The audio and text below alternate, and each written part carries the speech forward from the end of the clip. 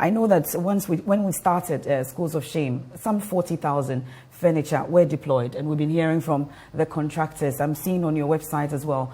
Where exactly have these 40,000 furniture been deployed to?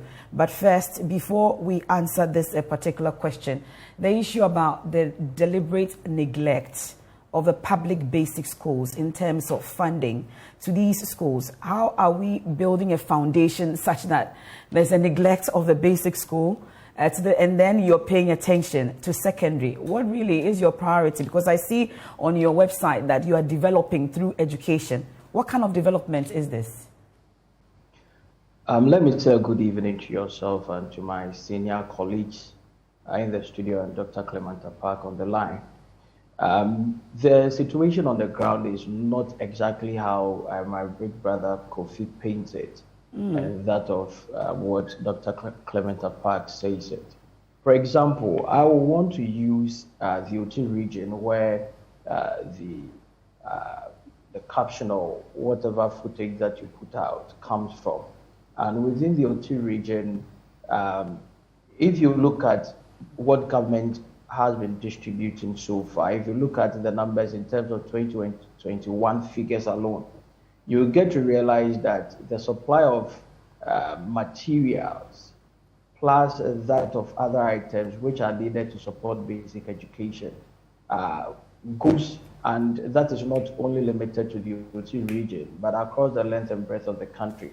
For example, if you take that of drawing board, which is only meant for basic schools, government in 2021 alone supplied 654 of them, T-square 654 of them, supporting stand 1,308 of them, screws 5,232 of them.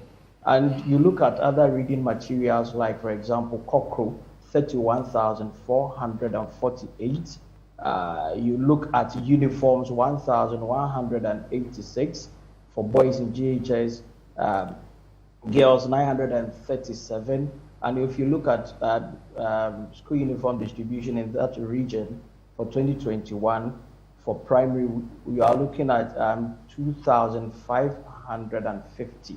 So these are some items, including other materials, distribution of textbooks to municipal and district education offices. You look at all these within 2021 alone, it tells you that government has never neglected the basic education in terms of equipping it for it to be able to function. And as we speak, the over 1 million tables and chairs from 2017 up to date distributed. And again, if you look at just recently what the ministry, as part of the emergency process, supplied schools across the length and breadth of the country, 7,000 going to the specific district that you mentioned, then it tells that government has not neglected the basic school. And again, in terms of its infrastructure support, which is given out to the various schools, spanning from basic education straight away to secondary education, you're looking at over 2,029 of them.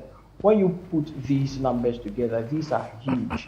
And it tells government has not neglected the basic education in terms of funding and equipping them to be able to support meaningful teaching and learning.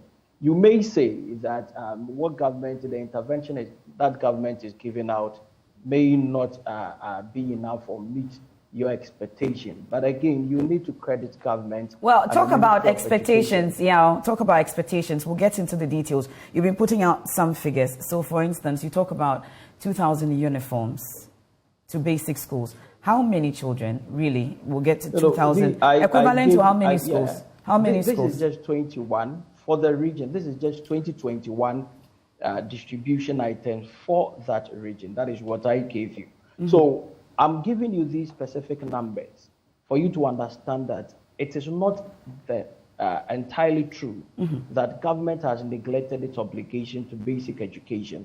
And these numbers, or what I'm giving out, are signed items which are received by the district and the regions as part of government efforts in ensuring that we do have a meaningful education at the basic level.